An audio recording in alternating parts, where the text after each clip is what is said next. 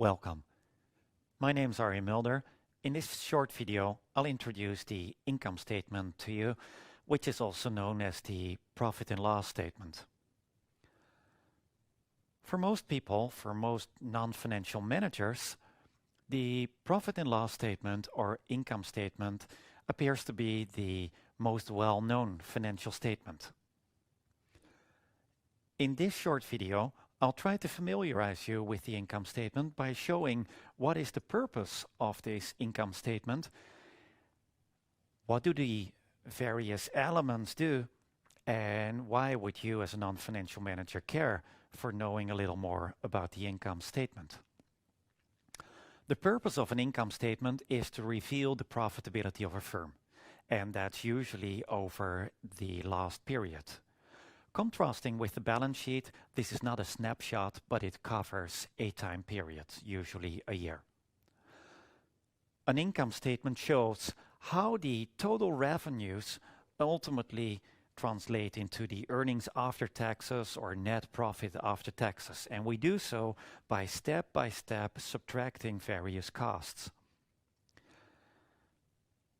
As with the balance sheet, the income statement information is not informative per se if we would have niet.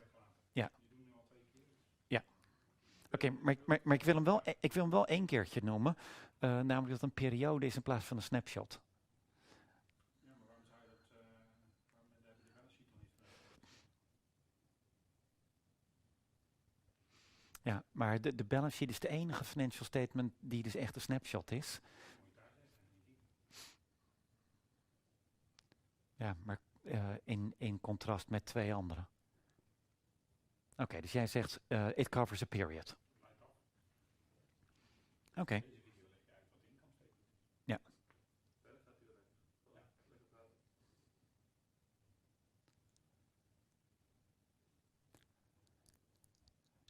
Welcome. My name is Arjen Mulder. In this short video, I'll introduce the income statement to you, which is also known as the profit and loss statement. For most non-financial managers, the income statement is the most well-known financial statement out of the financial statements that we have. In this short video, I'll try to show you what is the purpose of the income statement, what do the various elements represent, and why would you as a non-financial manager care for knowing a little more about the income statement. The purpose of the income statement is to reveal the profitability of a firm, usually over the period of the last year. It always refers to a period. An income statement shows how the net sales or total revenues ultimately translate into the earnings after taxes or net profit after taxes. And we do so by step subtracting various costs. Since this information of one column of numbers is not informative per se, the income statement usually also plots the data of the previous period. So usually that's the results of the previous year. Together with the historical information, we can infer whether a firm has improved or whether it has deteriorated over time. Why would you as a non-financial manager care?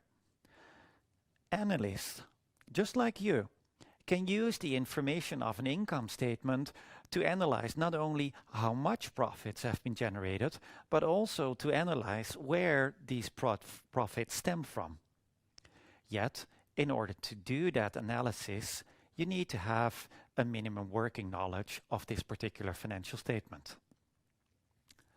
Let me plot the various elements of the income statement. In essence, the income statement shows how profitable a company was during, for example, the last year. Typically, we start off by plotting the gross revenues. Next, what we do is we subtract step by step all sort of costs. Ultimately, we end up with the money available to the stockholders, and we call that earnings after taxes or net income available to the shareholders. Let me illustrate the income statement by showing you a typical hypothetical income statement for a company that we call F&F Labs. In this example, we see that we start off with net sales. This is the total turnover that a company has realized over the last year. From net sales, or the total turnover, we start subtracting various items. The first item that we subtract is called the cost of goods sold. Usually that's abbreviated as the COGS. Once we subtracted that cost of goods sold, which is basically the business economic cost, the direct cost of producing sales, we come to the EBITDA figure. EBITDA stands for earnings before interest, taxes, depreciation, and amortization, and usually in accounting this is referred to as the gross profit. So the step that we've taken is we have total turnover and we subtract the direct cost of producing that turnover. The direct cost, the cost of goods sold, is, for example, the cost of the labor that was needed to produce the output, the cost of the raw materials, etc., etc. Everything that's directly linked to the sales. So we come to EBITDA, or gross profit. From here, we start subtracting other items, and the first item that we would typically subtract is called the SG&A expenditures, and this stands for the indirect cost that we refer to as the sales, general, and administrative expenditures. This is all overhead or indirect cost. This is the cost of management, for example, the marketing department, etc. The other indirect cost that we subtract is called depreciation and also amortization. In the context, so depreciation refers to writing off tangible assets. And in the context of an income statement, the term amortization refers to writing off intangible assets. So this refers to writing off patents over time or goodwill over time. Once we've subtracted these two categories of indirect cost, we come to what we call operating profit. Next, we subtract some special items that are typically the items that have a non-recurring basis, so the once in a lifetime events that we subtract here, and we come to EBIT, which stands for earnings before interest and taxes. Next, we subtract the interest expenditures, so that's the cost for our debt titles that we have, and we come to the acronym that's called EBT, earnings before taxes, and that's the same as taxable income. So on the basis of EBT, we pay our taxes, and that's the thing that we would typically subtract in the next line, that is, we pay our income taxes. Having subtracted these, we then end up with so-called earnings after taxes, EAT. That's the same as net income available to the stockholders. Given this list, let me now deliberate a little bit more on the various elements that we have in this income statement. That is, in essence, we can subdivide the income statement into an operating section, and that's the part that describes the revenues and the expenses from the core or primary activities of the firm. And we can look at the non-operating part, and that is all revenues and expenditures from the non-core or peripheral activities. This includes the financing cost and the tax expenses and some other non-recurring items. Let me explore the various elements of these operating and non-operating sections in the next few slides. So this is the overall income statement that we depart from in more detail. We have for F&F Labs revenues, and in this case that can be the proceeds from selling services, but also from selling tangible products, adding up to total revenues.